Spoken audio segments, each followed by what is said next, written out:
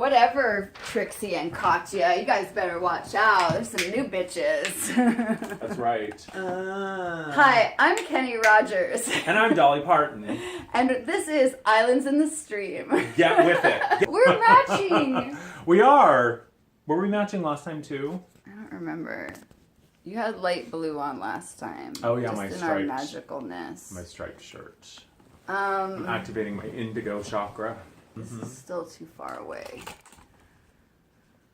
Alright, we'll get it. Does this seem like... Tongue pops. Let's good. get our crown chakras open. All right. Opening my eyebrow chakra. Okay, did you know this? I just learned this from a gal that knows way more about astrology than I do.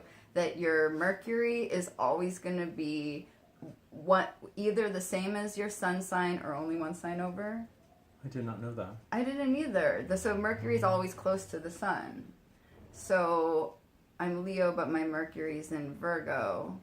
So your Mercury's got to be either Leo Virgo or Libra. Or Scorpio. Or Scorpio. No, because Virgo. Libra. Yeah. Yeah, so it would either be Leo. That's interesting. I have my chart, but I just...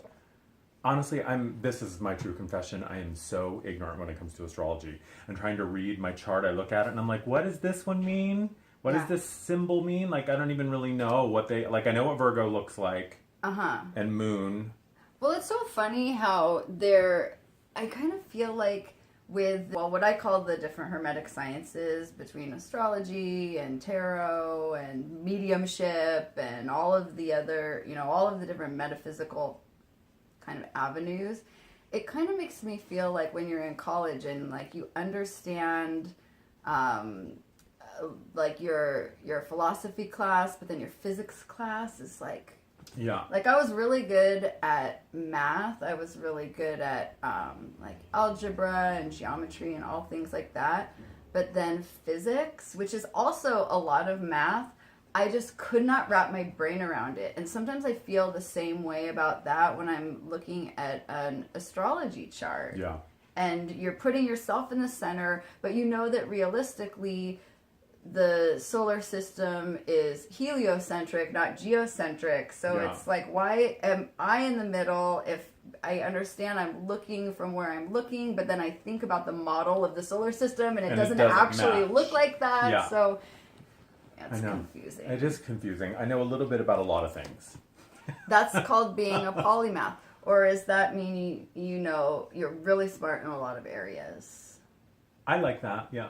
That math. pleases my ego. I'm really smart in a lot of areas. I feel like I just turned it that way. No. Oh, that's good. As long as I look good. I'm kidding. Do you want to say hi first? Hi! Hi, everybody. Hi, guys. We are back. Welcome to the 22 Teachings channel. I'm Naha, and I am really excited once more to have one of my most spectacular guests on, Andrew Martin. Hi, everybody. So he is back with me again today. Hiding We are going to get into so many deep questions of the soul, of the universe. We are going to dig in. We both took off our shoes. heels. That's how serious we are. Yes. We're both, I'm sitting here in my socks, she's got her bare feet, and that's when I know shit's about to get real, is when I take off my shoes. Absolutely. Yeah. So you're here, you're back in LA. Yes. Back in LA doing, I'm coming down once a month to collaborate with HOI. So I do clients on Thursdays, and then I do an event on Friday nights. So I'm in town for that one, and then my next one is coming up in November, which will be, gosh, I think the 14th and 15th, or the 15th and 16th, whatever that Thursday and Friday is. I'm so bad at promoting myself. But yeah, I'm here again. I'm super stoked to be here, and I'm super excited we're doing this. I would love to share a little bit about what I experienced when I was at your event last time, because I feel like, I don't know if people totally know exactly what it is that you do. And I know that your practice has definitely been evolving over the last few years. So you do see private clients, and is it fair to call you an intuitive guide? Yeah, I call myself an energy intuitive because I really do read energy, but this is an energetic transmission that comes straight from the source, straight from you and your, sort of non-physical self. So the way that I describe it is I create bridges and I create connections between the physical self and the expanded non-physical self, so that it's really about you meeting yourself and merging with yourself, and you get whatever you're ready to release or receive really is what comes through for you. And I'm the facilitator of that. You're a bridge builder. I am. And I do guide people. I do get intuitive insight. And so my sessions, it's an interesting combination of sort of non-physical, abstract, just energy work that creates for you an experience. But then there's also concrete, intuitive stuff that comes through where I'm like, oh, this looks like it's connected to your mother, or this is like a past life thing, or you had a religious experience in another lifetime where you still have these old agreements, or vows of poverty, or vows of chastity, or vows of whatever that are still sort of messing with your experience now. So let's remove those. Or there's a construct of the collective idea of, suppression of women or the oppression of the feminine within you, so let's move that through. Or I've been dealing a lot lately with sexual shame, and a lot of people hanging on to really outdated, old, like patriarchal. I know a few people I could send to you about that. So I get into, and so when I receive the information, I'm like, okay, well, we're going to this region of the body, and what I'm seeing looks like this and feels like this, and this feels like we're releasing a program of sexual shame, which, as you know, isn't just about sexual pleasure. It's about physical pleasure in the body, about receiving, and also about abundance and creation. Like those centers in the lower part of the body are all the same. Center. Yeah, creation is creation. Well, I'm seeing like somebody come to you, or somebody hear you even, on one of your videos, or take an event with you, and sort of be in this place where they see their life as a plane. They see that maybe this is what they're going forward towards. And of course, the logical mind always says, just keep going forward. Right. This is what you see, put one foot in front of the other. And maybe they see that, well, this person over here is doing that. I'd rather have what they have or do what they're doing, or there's this. And I just had this vision of you going, but hey, look up here. Like, there's this up here too, or there's this over here. Like, look at these higher platforms.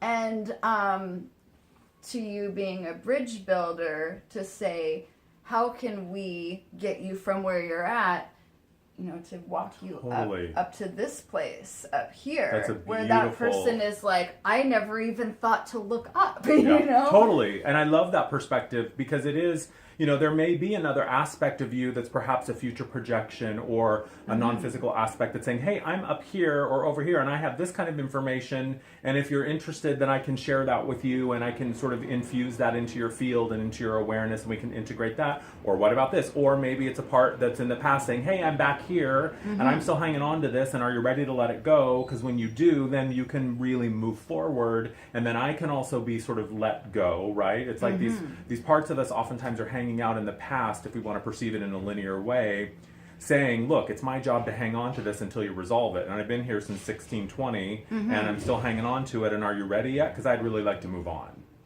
Well, that's something that you mentioned last time, was things being able to come forward when a person is ready, and that even that past life, that other aspect of yourself can hang on to that information. I mean, I'm just repeating basically what you said, until a person is ready. And I've been thinking lately a lot about that, and also about the fact that sometimes we are given those things, but they're just hanging out in our subconscious. I've been noticing that in some of my experiences, in some of my meditations, and some of my work, I am receiving things, and my conscious brain can't explain it or know what it is, but I can tell something has shifted. Yeah. And I feel like that is a lot of the levels that you are able to access with people. So when I went to your event, this was what? A month ago now. Okay, right. And I didn't really know what to expect because it had been so long since I'd gone to an event with you. And the last time it was kind of like a class, a lecture, and then we did a really powerful guided meditation, which I shared my experience with that. And you had mentioned something on our last video where you were talking about your musical background and that you grew up in choir and playing instruments and singing, and that was like a big part of your background. And I didn't put it together until you were there at HOI doing your event that you are now doing this sound healing, which is not... Which is just totally unique. It's not maybe what necessarily people would think of, but they think of sound healing like a sound bath, like with the sound bowls.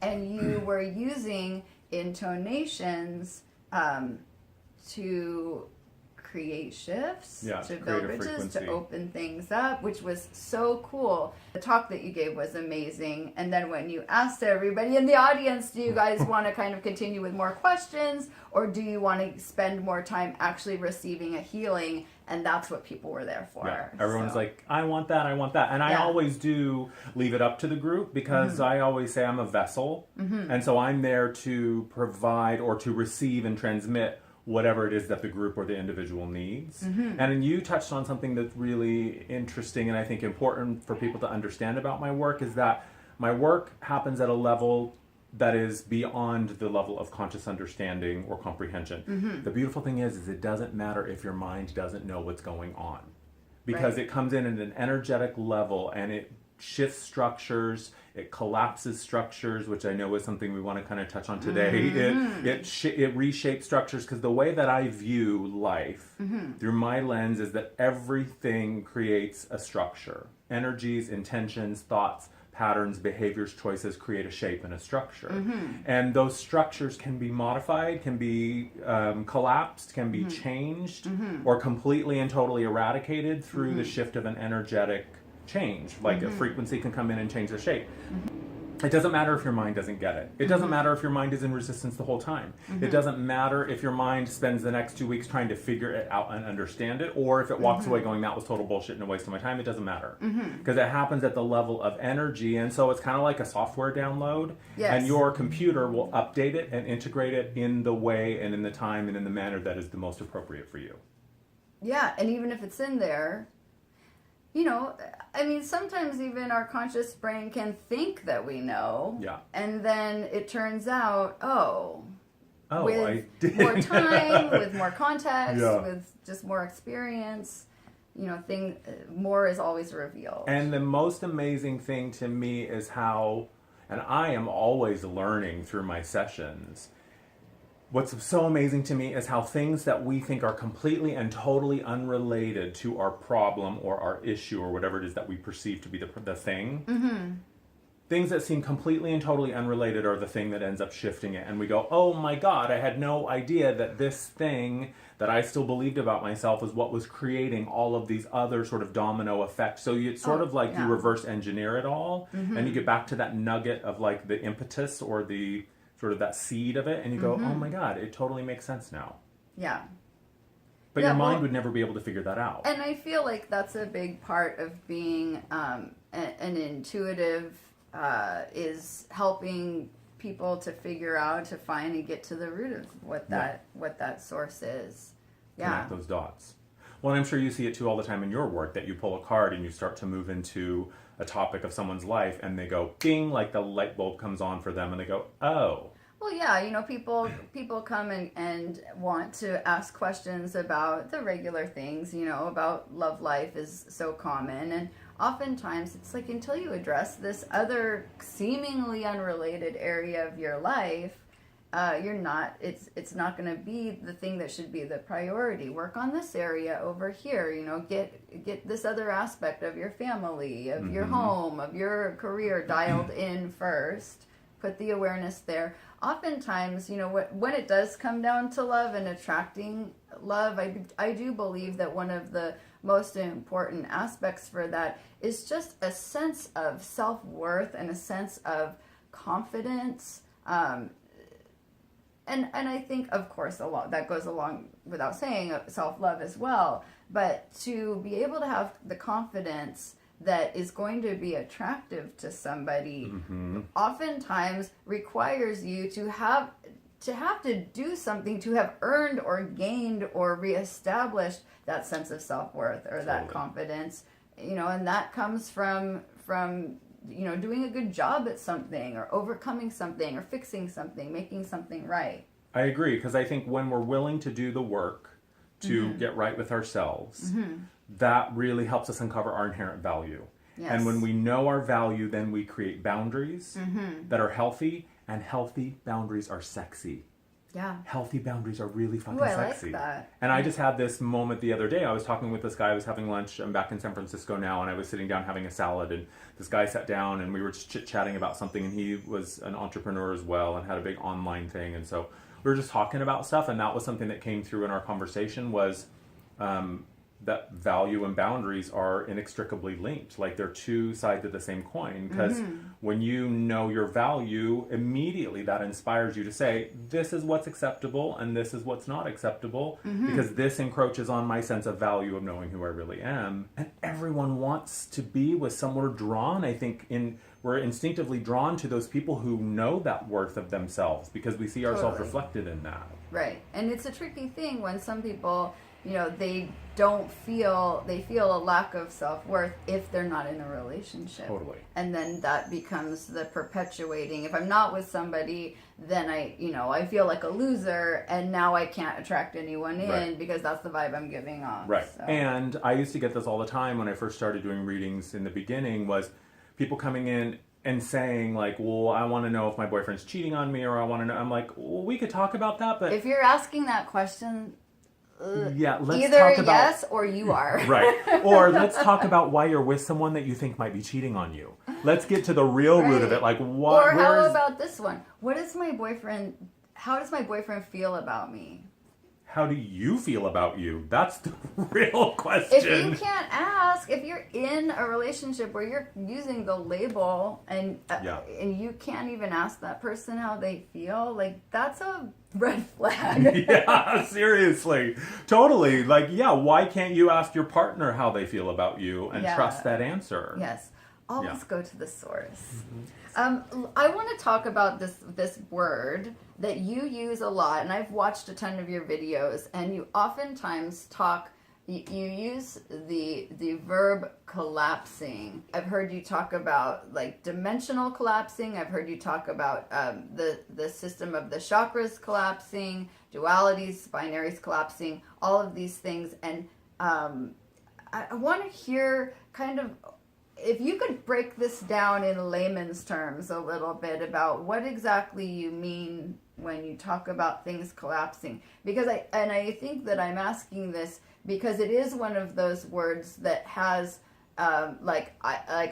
first of all, my brain goes to like, oh, that's not a good thing. Right. Like collapsing, you think like of things a building are falling just apart. like and I want to just hear you what I mean by that. Expound upon that a little bit. It's one of my favorite words, and I think it's a really powerful concept, because to me what it speaks to is transformation. And that transformation is really one of the only constants in our experience, whether you're looking at it on the micro individual level or the macro universal sort of system, the systems of the universe level, that things are always transforming. And when I talk about when I look at things energetically, I see everything as a structure. Well, we create a structure, right? If you think that everything has a vibration or an energy or a frequency, my choices, my patterns, my habits, my beliefs create a shape. They create a structure. And even if you think of it like, if you those pendulums that like go through the sand and like outline the shape of the arc or the path of the pendulum, I think of that. Like if I go from point A to point B, back and forth, then I'm creating a pattern. I'm creating a rut. I'm creating a shape. And so when I have something that disrupts that, when I have something that changes that, I create a new shape and I create a new pattern. So when I talk about collapsing, transformation requires the destruction of something. Transformation and destruction are two sides of the same coin. And the metaphor that I always use is, if you don't think that creation requires destruction, think about what the trees had to go through to build your house. You can't build a house without killing some trees. And we, from our human perspective, often think like, oh, well, that's so horrible, that's so awful, it's a chaotic, destructive thing, and I don't want to let it go. What I invite everyone to do, in just for right now, is just an exercise, is think back into your past and think of at the time when something big happened, a big shift or a big sort of schism or something happened very dramatic in your life and you were forced to let go of something or move beyond an understanding or a belief, and at the time it felt like a horrible, traumatic, awful thing. But then on the other side of you go, oh my God, now I'm in this place where there's no way I could have had what I have now if I had still been hanging on to the past, or if I had still been keeping myself locked in that place. So collapsing to me is, in order to invite the new thing in, oftentimes the first thing that has to happen is the destruction of the existing. So it's the release of the structure, it's the release of the form, so that energy can move and create a new pattern. And you create a new shape and a new pattern. And we kind of talked about this in the last one. It's like, you won't, for a spiritual awakening or a spiritual journey, or what I say, to really merge with yourself, you don't have to give up everything, but you must be willing to give up everything. Which I am so in love with that. Because you just never know. You don't know what you, from your higher place, are going to require you, the human self, to do. And I promise you, I say this all the time, is you don't want the plan. You really don't want to know what's coming, because from your perspective now, you don't think you're capable. You don't think it's possible. Like I use my own experience all the time and say, in 2012 when I had my big shift, if I had known what I was going to be doing now, I would have said, hell no, because I didn't think I could do it. I didn't even have language for it. So I never would have thought I was capable of it. Yeah, and the larger that it is, the more things it requires to change. And because as humans, we're so stubborn and so fearful of change, that it's like, if you're talking about something a few years down the road where it's going to affect every single aspect of your life, you're going to live somewhere different, you're going to be someone different, your job is going to look different, your finances will be different, like every single thing, then there's so much resistance put up against that. And that is a new shape coming into form. And if you want to even drill down to the micro level, we look at the cycles that govern all things. It's the seasons, right? Spring turns into summer, turns into fall, turns into winter. And if you've been living, let's say you live in a magical world where it's summer 24/7, 365 days a year, and you've never seen fall before, if you were to move to a place where suddenly the leaves are dying and turning brown and falling off, you would think the end of the world is here. Oh my God, what's happening? True. But it's only the mind that perceives the destruction as a bad thing. Now, it's not to say that your pain or your fear is not very real, right? We don't want to discount that, but understand that there's a larger order, because order and structure on the microscopic level, and we can look at the tiniest particles that we can even look at under a microscope or whatever. There's still an order and a structure and a form there. And that form creates a larger version of that form and a larger version of that form, so it's a fractal thing. So it is guaranteed that there is a form and there is a structure and that there is a reason. It's not to say like, oh, someone gets sick and they die. Oh, well, everything happens for a reason. No, it's not about being dismissive about someone's pain, but understanding that there is a larger structure and form at play. And those things are... They're going to create a larger structure and a larger... And your understanding of it is not required. Right. Well, in the Kabbalistic view, which is my background, it's everything beginning from, which is basically... the tree of life. At the top of the tree you have unity, you have source, you have the crown, and then that breaks into the next emanation, which is force, which is energy, and then that breaks into the next emanation, which is the form. So it's the duality of the force and the form, one, the movement, and then secondly, the boundaries, if you will. So it's interesting for you to say, which is totally in alignment with that it is the energy which creates the form, but ultimately, as the form becomes too stifling or needs to evolve, that's where the collapse happens. Yeah. Yes. And then that can release the energy to then start the cycle back over again. Totally. And to my students, this is what is called the descent of manifestation, which is the lightning flash. So that's what's coming down, which interestingly, as you're speaking about the collapse, I'm thinking of the Tower card, and it's that lightning flash which is coming down to hit that structure, to collapse the tower. Totally. Do you remember Did you live in Seattle when they imploded the Kingdom? No, I think I had just moved to New York when that happened, but I remember seeing the footage of it. Like, I'm just totally getting memories and images of that. So one of the big iconic structures of Seattle when I was growing up was the Kingdom, which was like it's a big sports stadium. They had like monster truck rallies, I'm sure, probably like football games and stuff like that there. And it was such a massive, giant concrete structure. And so, like, as a kid, and even, like, the name of it, like, the Kingdom, and maybe because the announcer's always, like, this weekend. So it was, like, it was really this very, like, iconic thing, and there came a point where they were going to tear it down, and because it's, like, this massive concrete dome, they had to implode. They didn't, to do the demolition, they had to blow it up, but there's a different name for it. It was a controlled demolition. Yeah. And I just remember being like, how can they do that? How can they take away this thing, which is like this completely iconic, necessary structure? Well, they were going to build something new. They ended up building two stadiums. But yeah, we stood up on the hill, and I remember it was so early in the morning. I want to say like we probably had to like stay up all night to even see it and just watch this thing like go up in smoke and then just fall. It was just such a unreal kind of thing. So and to talk about, we oftentimes resist this change that happens in our lives, and we resist the collapse of these things. And I raise my hand to say I've done it too. I mean, resistance, for me, is one of my favorite modes of learning, or at least it was in the past. Yeah. And now I'm at this point now where I can feel when shifts are happening. I can feel when something's ready to collapse and transform. And at that point, I can intentionally go in and say, all right, what needs to collapse, because now I can help it. Well, can you say that you have greater faith, that you have greater trust, so that things are going to because I do believe that whether or not, and my own perspective has moved from this idea of everything is happening for a reason, or is this a good thing or a bad thing, and I just look at it from a perspective of value. There is value to my experience. Whether or not I enjoy it is my choice. Whether or not I'm happy with it is my choice from my human perspective. From the bigger, whole self, the rest of me, non-physical self's perspective, it's just about value. Yes. There's a value here for me to endure this or go through this or have this experience. And it doesn't matter whether or not I like it or even understand it. It's still something that needs to happen so that I can transform and level up.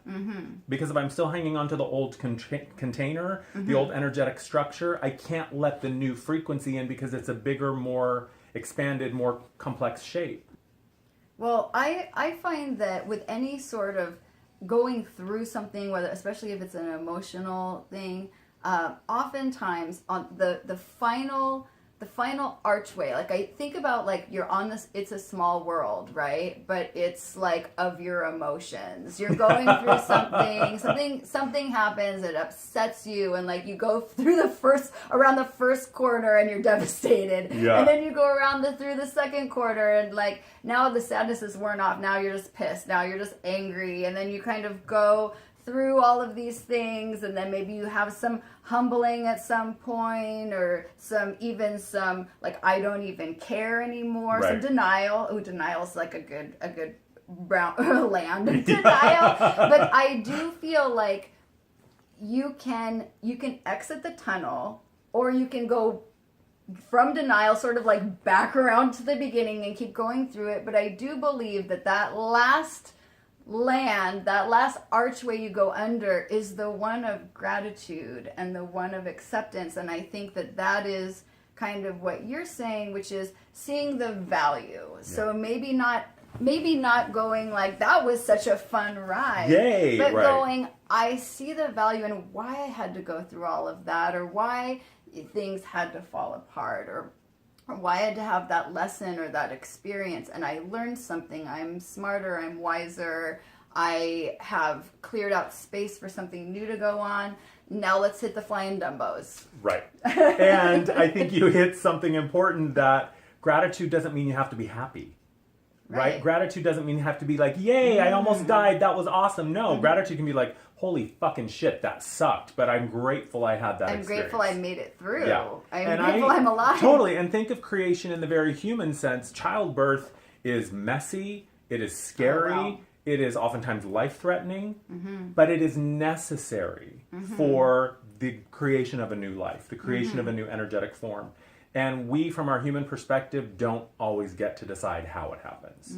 And I say this all the time, the only thing, if you can't muster anything other than willingness, that's enough. So you just show up and you say, I'm pissed, I'm afraid, this sucks, I'm out of answers, I don't know what to do, but I am willing to be shown a way to go through this, or I am willing to be shown the value, or I am willing to go through this and I just need a little help, or I need support, or I need clarity, or whatever. But your willingness is all that is required. You don't even have to have an understanding. That is a huge point, especially for, I think, that people that come to see someone such as yourself or myself, whether they come for some healing or whether they come for some guidance. And I do think that, we've touched on this, but the willingness to hear any message, the willingness to hear something that a person doesn't want to hear, the willingness to be better. I often say, like, you can come get a healing, but if you're not willing to get better, if you're not willing to release the excuses and well, that's just the way that I am, or, I'm a Leo, so I'm always going to act in this way. If you don't have the willingness to even have a mindset that things can shift, that shift can be okay, then you're not really going to nothing's going to change. It's like with an addict, right? I mean, you can't force someone to go into rehab. And they may say, okay, fine, I'll do it. And you may force them and they're doing it for you, but it's all the wrong reasons. And don't you know, within a certain period of time, they're most likely going to go back to those old behaviors because they haven't allowed the collapse of that structure. They haven't allowed the collapse of the mindset or the thought or the story or the behavior or the belief or whatever it is. And when you don't allow it to collapse, you're trying like hell to hold up this thing that Source is saying, you don't have to hold this up anymore. Right. But you have to be willing to let it collapse. And just like your story with the kingdom, that can be terrifying. Because you're like, wait, this is the iconic Seattle that I know. My childhood is being imploded, right? So we're terrified to lose what we know because the mind doesn't care if you're happy. The mind only cares that your experience is predictable and knowable and controllable. Stupid mind. Fucking dumbass mind. So that's kind of what collapse means. I love it. One of the things that I found really interesting that you have talked about is the idea of the collapse of the 7 chakra system. And it's funny because, in a lot of my work, there's a simplification of that, I think is what I'm trying to say. Where it's not necessarily this extended level of, all of these different things, but something just much more elemental. Yeah. And the chakra system is something that I started seeing collapsing in the energy work that I was doing. It started happening around the end of last year, the beginning of this year. And what I know is that we are in the midst of this process of transforming what the human means, right? It's like moving into this divine human or this galactic human or whatever it is, the lighted human, whatever you want to call it. We are moving into this place where we are redefining what it means to be human. That also means that the body is going through its own metamorphosis. And what I've seen now is as we are moving into this place energetically where we can hold more frequency, we can hold higher frequency, we can anchor a higher vibration in our body, the body needs to change in response to that. So as we're purging this density and we're purging these old structures, a new structure emerges, and now our bodies are more finely tuned and more able to run higher frequency. So we don't need necessarily this partitioned 7-point chakra system, because now the body is capable of handling more juice.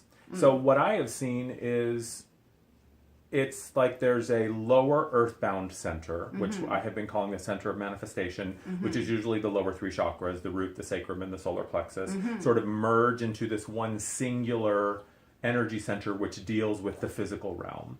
And then there's the middle 2, the throat and the heart sort of merge into what I have been calling the center for communication and expression. And that's all about how do I, push out, or how do I transmit my truth, my messages, my vibration, whatever. And then also seeing that the throat and the heart merge allows me to speak more clearly from my truth more effortlessly. And then the third eye and the crown sort of morph into what I had been calling the center of reception. So it's not that the function is changing so much as it's just getting simpler. Well, I think you said it, and it's the release of the partition. And I mean, even to talk about those things as being somehow separate from each other, and just allowing them to be, because it truly has always been that way, that it is a system, that those things flow and work together. But I love that. I mean, it's everything moving in the direction of going back to unity and oneness, isn't it? Right, because there is no separation in the truth. And so anything outside of the truth is a distortion of sorts, and it's a distortion that we chose. I came to play in the limitation of what it means to be human. I came to experience what is it like as an infinite being if I choose to have a finite experience. So we choose limitation and partitions and separation all the time just to understand what it's like. Right. But it's funny how it has challenged so many people to say, well, that's not how energy works in the body and the chakra. Nothing is gospel. It's more efficient. It's more effective. We are moving into a place where we have never been before. So of course we don't have structures for it. We don't have language for it yet because we're still figuring it out. And another thing that we were talking about earlier before we started filming, which I think totally goes around this idea of form and structure, is the parameters and those which we set in our life for what it is that we need to be able to basically create things. And do you want to speak a little bit on that, about having parameters and what that means? It's funny because this was something that just sort of popped into my awareness this morning as I was sitting outside. I'm staying with my friend here who has a beautiful, his apartment's basically like a tree house, and he has this whole wall of windows that opens up onto his deck. And so I was just outside enjoying my coffee, and all of this information started coming in about, when you get to that point where you are at sort of that level of mastery of self, which you never reach. I don't think of it in terms of a destination, but I think you reach a point where you're sort of like, okay, I'm 49% in charge, 51% not. And then it sort of tips and you go, okay, I'm 51% in charge, 49% unsure. And that 1% is a huge difference. Yes. So I find myself at this place now where I'm pretty good at staying in the flow. I'm pretty adept, and I definitely feel like I've reached a level of mastery. Be careful what you say. Right. We're going to take you back down. Point one. So having that level of mastery or understanding of the cycle, and that's an interesting point. It doesn't mean that things don't fall apart. It doesn't mean that shit doesn't hit the fan for me. It doesn't mean that I still don't wake up going, what the fuck is happening? Where the hell am I? But the mastery leads you to an understanding of just accepting it and saying, this is how it is right now. Yes. This is the state that I'm in. Sometimes I'm contracting and sometimes I'm expanding. Yes. Sometimes I'm the pigeon and sometimes I'm the statue. That's what I say. But to be at that place where parameters become a choice, limitation becomes a choice. I say, how am I going to choose how I limit myself? The analogy that I love is like a river needs a bank. It needs a bed to flow. Otherwise, it's just a mess of water. So Source comes up and says, I am the infinite potential. I can be all things. I am all things. I am. And you as your human self, what do you want to create? You've got to build a container. You've got to have some intention.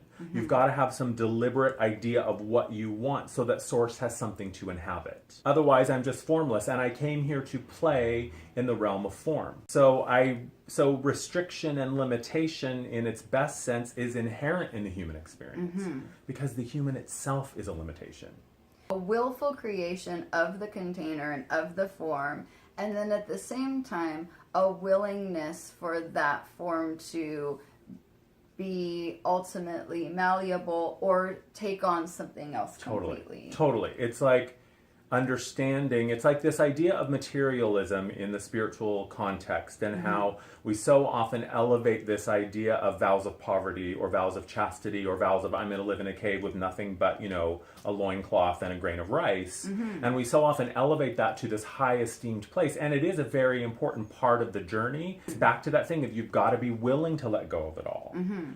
But once you're on the other side of that, you say, look, I love shoes. For myself, I love shoes. I don't need 15 pairs of shoes, but I love having 15 pairs of shoes. Yeah, but, I saw your packing when you were like, I'm going for 2 days and I'm taking 4 pairs of shoes. But if I woke up tomorrow and I had to choose 1 pair of shoes, I could be fine with 1 pair of shoes and I wouldn't be worse off. And my mind is not attached to my identity as Andrew who has 15 pairs of shoes or whatever, right? So it's like the purest expression of this, I think, is when you talk to an artist and they say, it's like, I think it was Michelangelo who said, I don't really make the statue, I just get the marble and I take away everything that is not the statue. Right. Like, I let the creation speak to me and I bring it into form. So I may have an idea of like, oh, I'm going to create a statue of a young man and I'm going to call him David. But that may not necessarily be what I create because I'm in concert and co-creation with the ether that also informs me. But I'm the one who, spirit doesn't have hands. Spirit doesn't have eyes and ears. Spirit needs the form to express itself through. So it is that dance between the two. And so limitation is necessary. And you and I were talking about this before, how like our exercise and our fitness. Or lack thereof. I used to be, I'm 46 now, and I would say from like my late 20s up until probably 5 years ago, I was hardcore in the gym, 5 to 6 days a week, working out. Body was on point. I was super concerned about what I ate. It was very typical Virgo sort of, uptight about my health and fitness. Then my spiritual awakening started happening in 2012, and I would say for the past 2 years, 2016 for sure, almost no physical activity in terms of going to the gym and exercising. What I've been realizing lately is, okay, I went from the pendulum being over here of like super hyper strict about it to the pendulum going all the way to the other end, which was no sort of rules or regulations about what I would eat and what I would put in my body or how I would exercise. And now it's like coming back to the middle. So there does need to be some discipline. There does need to be some restriction. There does need to be some sort of regulating of the self to say, no, this is the boundary. And it kind of goes back to that value thing, right? Like, I value my health. So no, I love cheeseburgers and French fries, but I can't eat them for every meal. Well, I think that there's something to be said for the overall healthier that you are mentally and emotionally. That does actually, of course, manifest in your physical body. So the need to be in the gym 6 days a week may be lessened, but still, something to... Right. I think you said it with the discipline. It's funny, one thing I wanted to mention, and I think it also fits in with both of these ideas, is, and this kind of speaks to addiction as well. So in one of the groups that I lead at House of Intuition, we had taken on a task of giving up something for a week, something that... was like something we were addicted to. It could be anything that a person wanted. And one of the things that I ended up giving up was coffee. So I was drinking coffee every single day. And I think I remember you talking about, didn't you take a break you didn't drink for several coffee months for I didn't drink coffee, and that's something that, I've had years where I didn't even drink caffeine. But I've been in the mode of drinking coffee daily. Especially for when people come and have a session with me, they're paying by the minute. So I want to get those words out. But I felt, there had been a day when I didn't have coffee and then I had this bad headache. And that was sort of the indicator to me that like, whoa, like this is an issue, right? Yeah. And so after giving it up for a week, and then I had everybody kind of shared, a week after that, and then 2 weeks after that, as some people continued what their thing was, and people were starting to say like, oh, I feel better. One girl had given up being on her phone in bed, which I thought was like such a good thing. She was like, I'm not going to be like scrolling on my phone before I go to bed, or first thing in the morning when I wake up. And then she had shared, just like how much better sleep she was getting and how much, just overall all kinds of results she was getting from that. So as I was not drinking coffee and I had adjusted to drinking tea and I drank matcha, I'm still drinking caffeine. But I was not feeling happy about it. I was so grouchy. It was really making me, it was like a daily struggle.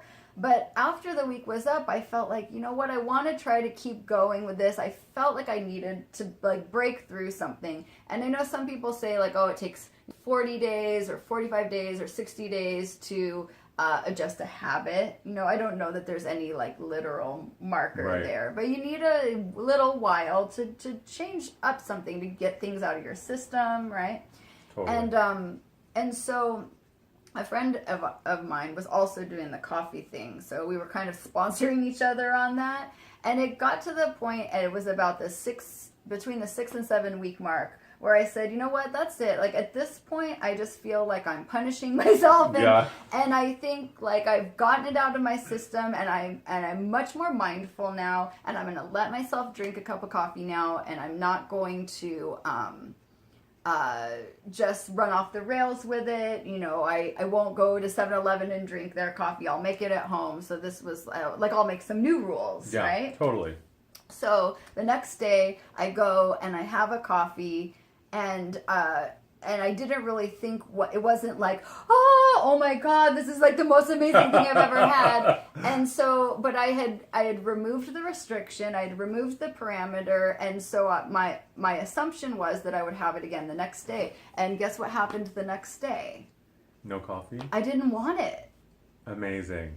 And the next, you know what? I was like, I want tea. Tea actually sounds better. Like I'd kind of gotten into tea all of a sudden, and I was like, it doesn't give me the nasty like coffee breath, you know, which I hate thinking of like having that like when I'm talking to clients, right?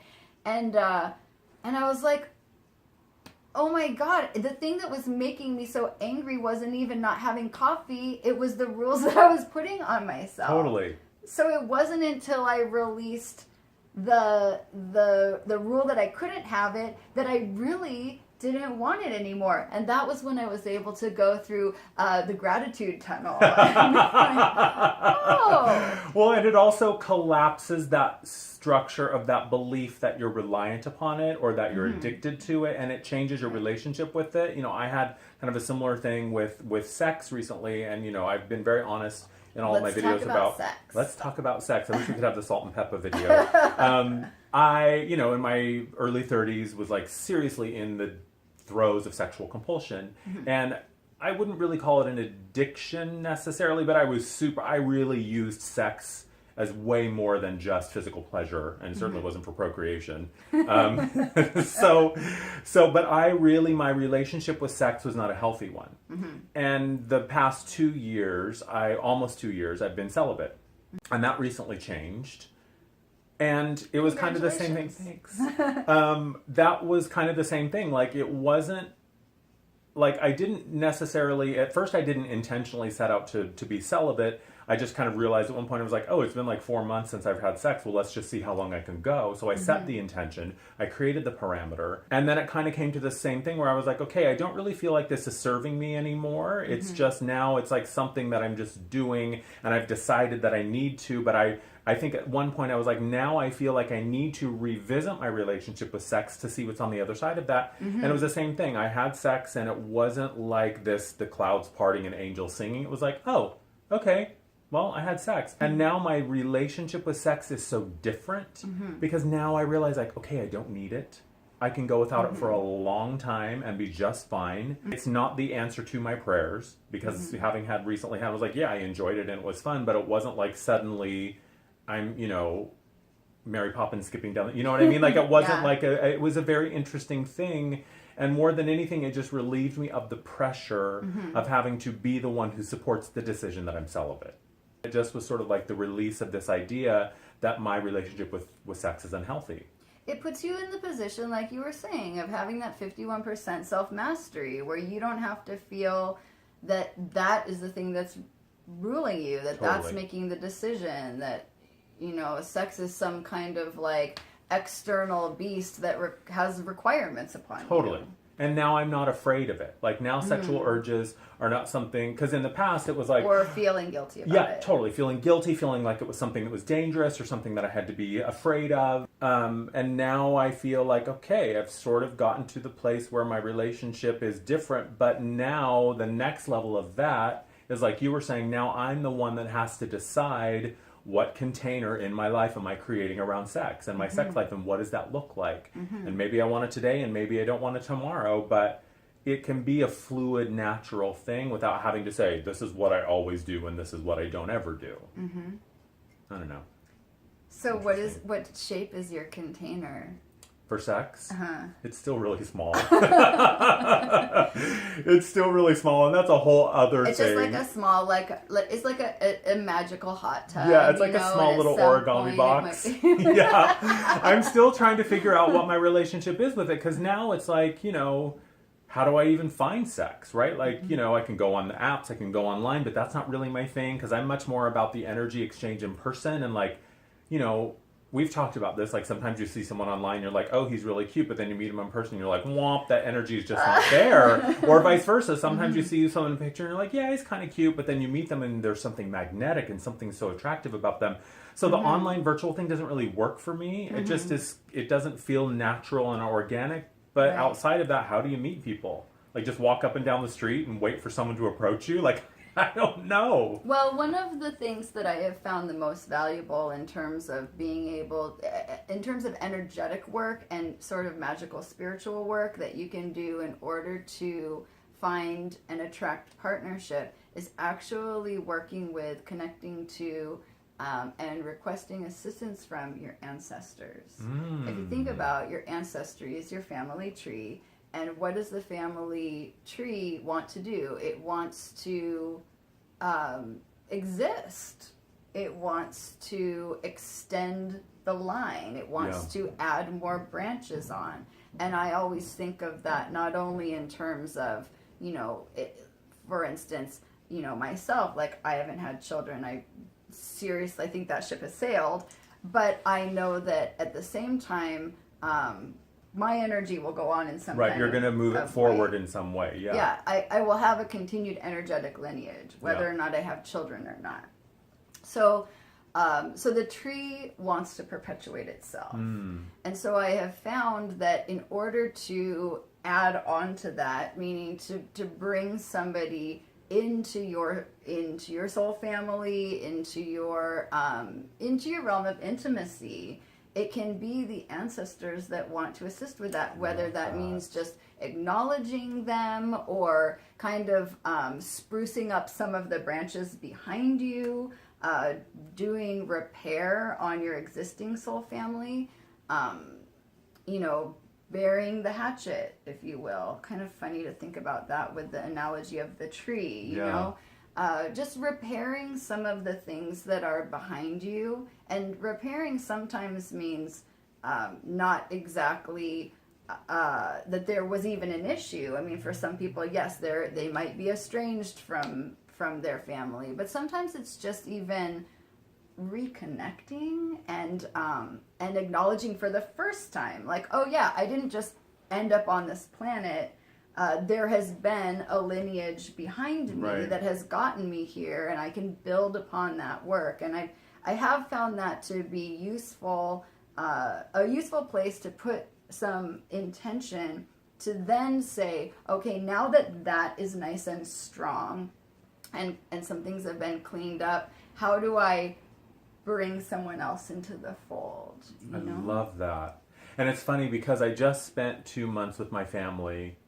And that was a lot of that, just like really seeing them as they are and really just accepting them and loving them as they are, just letting them be present in the experience without needing to change or correct them. And also I'm realizing that, calling on my ancestors, I immediately think of my granny because we still work. She passed away several years ago, but we still work together a lot, and really asking her to come in and say, and it really sounds like you're also talking about, it's like, what is the legacy I'm creating? Because it also feels like, we were talking about as our practices and our work evolves, that's my legacy in part. So calling on my ancestors to help say, okay, the work that I do now can be my legacy in part. So help me create something that continues to add a branch. Thank you. You totally just changed things for me. Cool. The next time we have a video recording, I'm going to have a husband. Went back home, cleaned up some things, and now look, I'm married. See? All right, well, I feel like once again, this has been amazing. I feel like I have unlimited things for us to continue to chat about. We can make this like a 6-hour video. We will keep the conversation going next time I see you. But Andrew, thank you so much again, as always. I will make sure and put all of his information down below so that you guys can follow him, so that if possible, you can even come see him at an event. So that you know in the future when his book comes out, when the world tour is happening, so there's going to be more and more, right? Yeah, totally. More collapses, more creations. Right, exactly. Just collapse and release and building something new. Yeah. Awesome. Thanks, well, you're so welcome. We'll see you guys next time. Bye. Bye.